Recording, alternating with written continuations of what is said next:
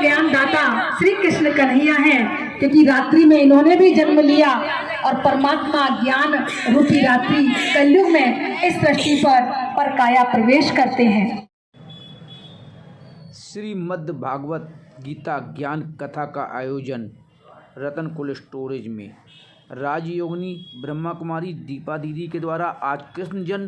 देखिए कितना अच्छा दृश्य है। हमारे कन्हैया जी वासुदेव जी लेकर आ रहे हैं। लोग पैर छूने के लिए उत्साहित हैं। देखिए हर तरफ हजारों की संख्या में यहाँ महिलाओं ने, देखिए कितना प्रसन्न है कन्हैया जी। एक तरफ देख रहे हैं हमारे कैमरे की तरफ और बड़ा अलग से ही दृश्य नज़र आ रहा है। ये फर्रुखाबाद के अंदर कृष्ण की लीला देखिए। राजयोगिनी दीपा दीदी के द्वारा श्रीमद् भागवत कथा में कृष्ण की लीला, कृष्ण जन्मोत्सव। देखिए हर कोई पैर छूना चाहता है। जिस तरीके से आज की बात हर पल पल का दृश्य दर्शकों तक पहुंचाना चाहता है। देखिए मनमोहक किस तरीके से हमारे कन्हैया जी, अभी हम आगे दिखाएंगे कन्हैया जी का जन्म हुआ, कन्हैया जी नटखट बड़े हुए। और एक ज़रूर बात कहूँगा कि कन्हैया के रूप में हमारे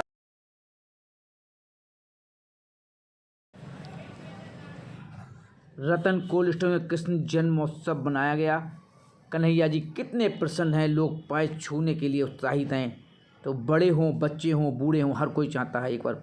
कारागार में वासुदेव जी देवकी जी का बंद होना अर्थात आदि सनातन देवी देवता धर्म का बैठ जाएंगे, सभी बाद में जुड़ाएंगे। वाले महाविनाश का प्रतीक और चतुर्भुज विष्णु का साक्षात्कार कराया। संत पवित्र वचन, स्वदर्शन आत्मा के ज्ञान और शक्ति चक्र के ज्ञान का प्रतीक, गदा माया पर विजय प्राप्त और कमल पुष्प पवित्र जीवन जीने का प्रतीक। ये सारा वृत्तांत ही ये कहता है कि एक और धर्म गिलानी के समय जब सारे मनुष्य कलयुग के अंत में अज्ञान के नींद में सोए पड़े थे, तब परमपिता परमात्मा ने चतुर्भुज विष्णु दिखाया कि तुम ऐसे स्वसी लक्ष्मी पद पाए, अर्थात सत्य की ओर चलने के लिए परमात्मा ने आह्वान किया। और कलयुग के अंत में निराकार परमपिता परमात्मा प्रजापिता ब्रह्मा बाबा के द्वारा पर काया प्रवेश कर आते हैं। साकार में हम श्री कृष्ण कन्हैया को देखें कि ये कलयुग की रात्रि में आए, इनका जन्म हुआ, लेकिन कलयुग के अंत में, ये सतयुग की शुरुआत में है और वो कलयुग के अंत में है। ऐसी दुनिया में ले जाने के लिए आते हैं श्री कृष्ण।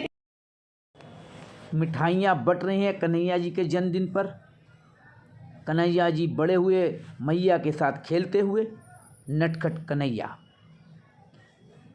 कितना अच्छा दृश्य है, मैया के साथ कन्हैया।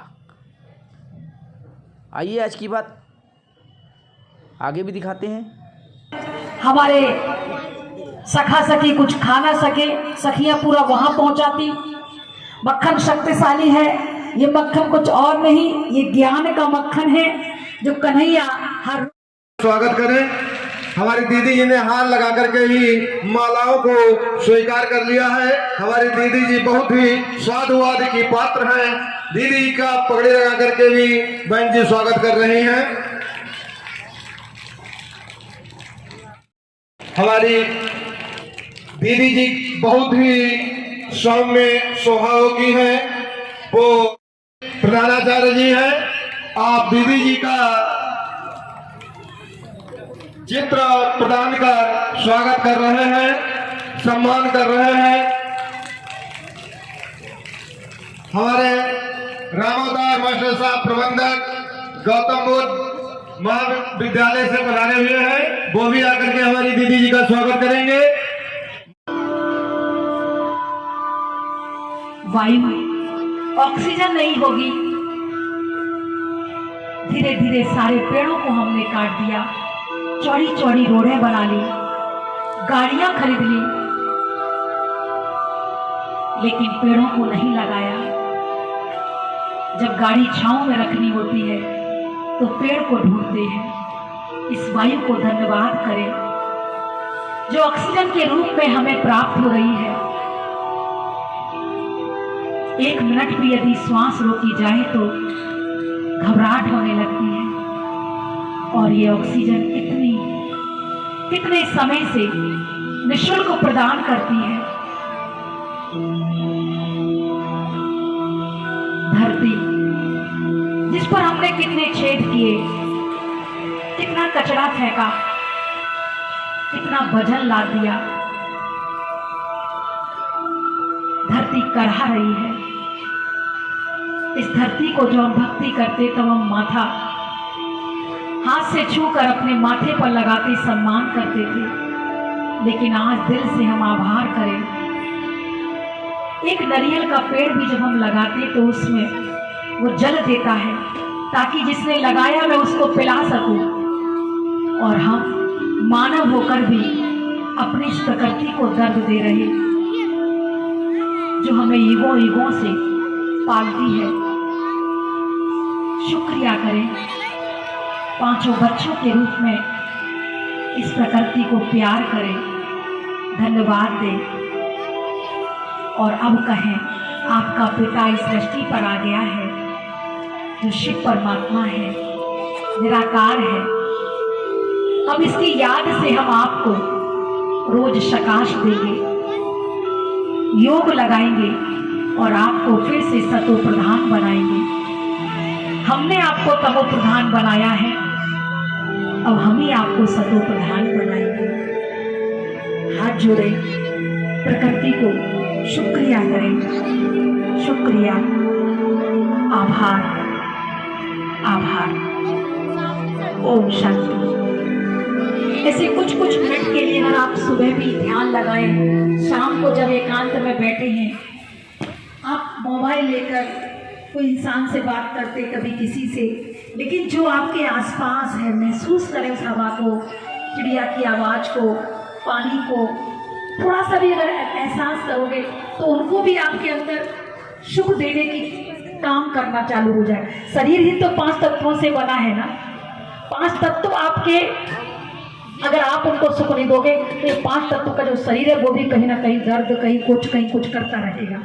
लेकिन आप जब उनको सुख दोगे तो वो शरीर भी आप 5 तत्वों का बनाए, तो आप ये नहीं कहोगे भगवान से मेरा शरीर ठीक कर दो, बल्कि क्या करोगे, प्रकृति को शकाश दोगे, उसको शुक्रिया करोगे, उसकी महिमा करोगे।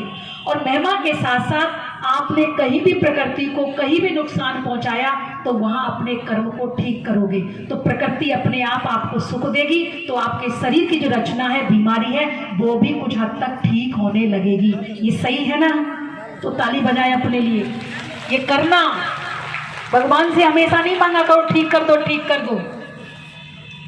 आप देना चालू करें, देना चालू करें। तो परमात्मा ने अपना नाम शिव बताया, रूप दिव्य ज्योति बिंदु स्वरूप है, परम धाम का वो रहवासी है, अपने वो दिव्य 3 कर्तव्य करते हैं।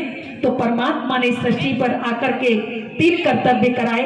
मैं महाकाल हूँ, अध्याय 11 श्लोक 32 में कहा, और लोक क्षय के लिए मैं इस सृष्टि पर प्रकट होता हूँ। 3 लोक का चित्र, इससे पहले त्रिमूर्ति का चित्र, वो परमात्मा निराकार रूप में बिंदु है, वो प्रजापिता ब्रह्मा बाबा के द्वारा वर्तमान समय में इस सृष्टि पर रचना का कार्य कर रहा है।